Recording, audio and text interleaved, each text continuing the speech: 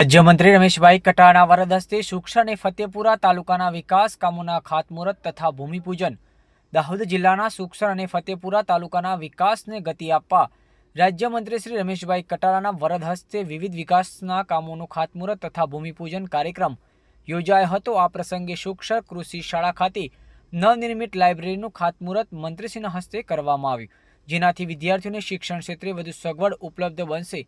ખાતમુહૂર્ત કાર્યક્રમમાં જિલ્લા ભાજપ સંગઠનના મંત્રી શ્રી શંકરભાઈ અમલિયાર, જિલ્લા ભાજપ મંત્રી શ્રી રમેશભાઈ કટારા, સુક્ષર ગ્રામ પંચાયતના સરપંચ શ્રી નરેશભાઈ કટારા, પંચાયતના સભ્યો ક્યુમભાઈ સિસોલી, લાલભાઈ પંચાલ, કલજીભાઈ સંગાડા તેમજ ગામના આગેવાનો અને વડીલો મોટી સંખ્યામાં ઉપસ્થિત રહ્યા હતા. રાજ્ય સરકારના ગ્રામ્ય વિસ્તારોના સર્વાંગી વિકાસ માટે સતત પ્રતિબદ્ધ છે અને શિક્ષણ, માર્ગ, પાણી તથા આધારીય સુવિધાઓને વધુ મજબૂત બનાવવા અનેક યોજનાઓ અમલમાં મુકાઈ રહી છે.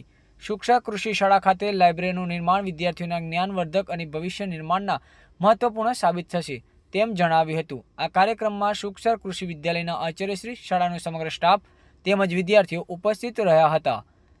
રિપોર્ટર પંકજ નીનામા.